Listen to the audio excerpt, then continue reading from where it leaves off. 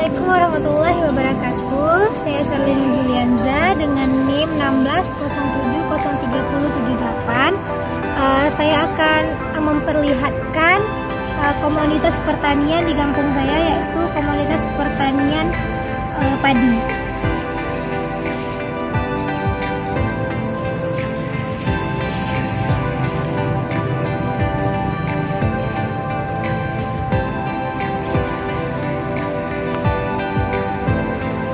Ada di rumah.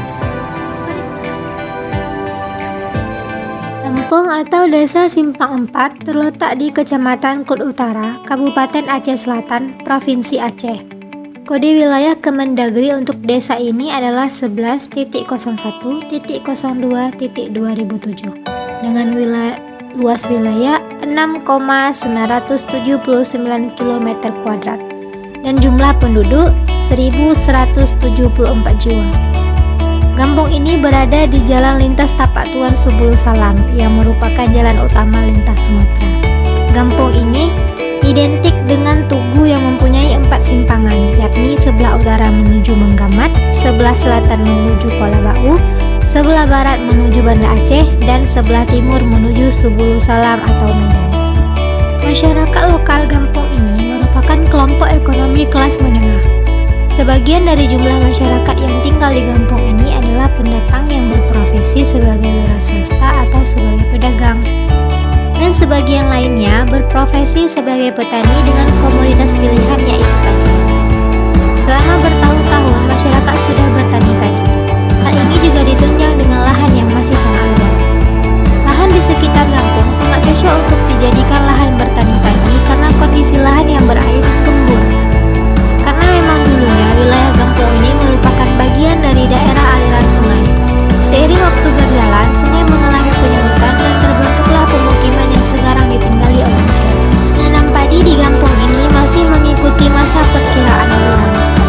Petani memiliki masa perkiraan sendiri ketika memulai menanam padi yang bertujuan agar tanaman tidak diganggu hama, mengalami kekeringan, panen sebelum masuk bulan Ramadan atau sebelum Hari Raya Idul Fitri, atau bahkan agar mencapai hasil panen yang melimpah. Perkiraan demi perkiraan itu masih ditekuni hingga saat ini.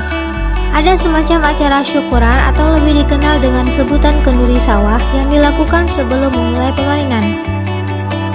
Kenduri ini identik dengan istilah kata kenduri top apam, yang artinya kenduri bakar apam. Apam yaitu suatu kue khas tradisional yang dibuat dengan bahan dasar tepung dan dimakan dengan kuah yang terbuat dari santan. Masyarakat akan pergi beramai-ramai menuju sawah membawa kue ini untuk dimakan bersama-sama. Kenduri ini juga disertai dengan lantunan doa-doa meminta kepada Tuhan Yang Maha Esa agar hasil panen berlimpah untuk dapat menyerahkan zakat.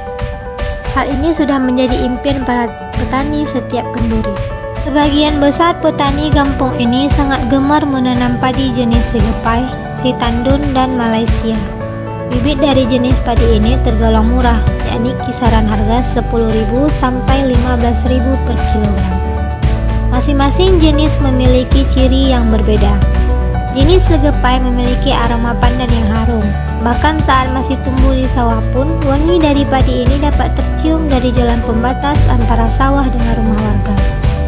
Bentuk bulir padinya bengkok seperti bulan sabit, kecil dan memanjang. Batangnya tegak, tinggi tanaman 125 cm, anakan sebanyak 20, panjang malai 25. Padi Sigupai merupakan jenis padi unggulan hasil pemuliaan varietas lokal Aceh yang dikembangkan di Wiren serta menjadi kebanggaan warga Abdiya. Masa panennya antara 4-6 bulan sesuai dengan bulirnya, karena padi Sigupai sendiri memiliki 2 macam bulir, yaitu bulir besar dan bulir kecil, di mana masa panen bulir besar lebih panjang yaitu sekitar 6 bulan. Sitandun memiliki bentuk bulir beras yang besar panjang. Nasi dari beras ini sedang, tidak keras dan tidak lembut. Masa panen dari padi jenis ini adalah 120 hari atau 4 bulan. Jenis Malaysia. Jenis jenis ini bisa dikatakan primadona karena banyak orang sangat menyukai nasi dari jenis ini. Untuk bulir berasnya kecil dan bulat, nasinya wangi dan manis. Masa panen dari padi jenis ini adalah 120 hari atau 4 bulan. Para petani mengalami banyak masalah terkait hama. Hama yang menyerang tanaman padi dapat berbeda-beda setiap tahunnya. Seperti halnya tahun ini, para petani mengalami kekecewaan karena hasil panen tidak sebanyak tahun lalu. Hal ini dikarenakan penyerangan yang dilakukan oleh kawanan tikus sawah yang memakan sebagian tanaman padi. Dalam satu petakan sawah dengan luas 8 kali 10 meter hanya dapat menghasilkan padi setengahnya, sedangkan setengahnya lagi hasil diserang oleh kawanan tikus. Bagian tanaman padi yang diserang oleh tikus adalah bagian batang. Batang menjadi tercabik-cabik berbentuk potongan acak yang tidak selaras. Tanaman padi mulai diserang hama dari pertama penanaman pada lahan. Akan tetapi ada beberapa kasus hama mulai menyerang bahkan pada saat penyemaian biji padi. Biasanya hama yang menyerang adalah kawanan ulat. Ulat merusak bagian daun sehingga daun menjadi kuning, berlubang dan layu. Sebelum tanaman padi tumbuh dengan baik, yakni pada masa rentang waktu seminggu hingga 3 minggu setelah penanaman, biasanya tanaman padi akan diserang oleh bekicot atau sejenis keong sawah yang dalam bahasa warga lokal disebut dengan abu. Keong ini meletakkan telur-telurnya di batang tanaman padi. Telurnya berwarna merah jambu mirip seperti gumpalan anggur. Keong ini juga memakan bibit padi yang baru ditanam sehingga petani harus menanam kembali bibit baru.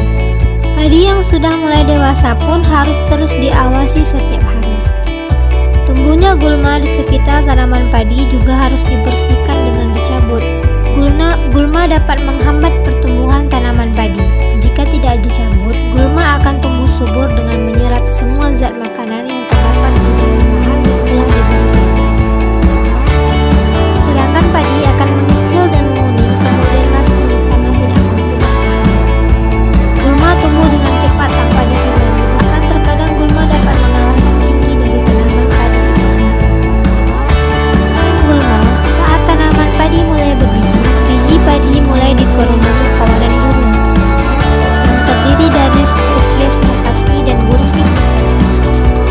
Masyarakat harus menjaga ladang sawah mereka dari mulai subuh hingga petang dengan memasang aneka orang-orangan sawah atau tali yang melingkari ladang dengan ditambahi seperti plastik bakar tanaman, diikat di seluruh bagian tali dan digerakkan ketika kawanan burung mulai mendekat.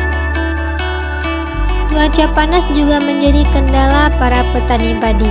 Lahan yang kering menyebabkan tanah terpecah-pecah hingga akhirnya padi mengalami dehidrasi, layu, dan mati. Para petani harus pintar mengolah cara bagaimana lahan tetap berair dalam keadaan kering.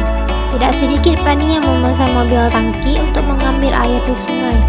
Seringnya hujan pun tidak baik bagi pertumbuhan tanaman padi. Jika ditelaah, bertani padi memiliki risiko yang cukup tinggi. Tanaman padi begitu sensitif, para petani harus ekstra dalam memelihara tanaman ini.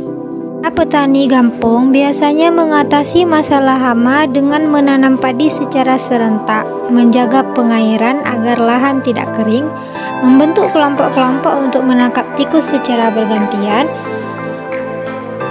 Para petani juga melakukan perondopan menggunakan pestisida untuk membunuh hama. Jika para petani diberikan edukasi tentang cara mengatasi hama dengan menggunakan metode pengendalian hayati, petani tentu tidak perlu melakukan perondopan.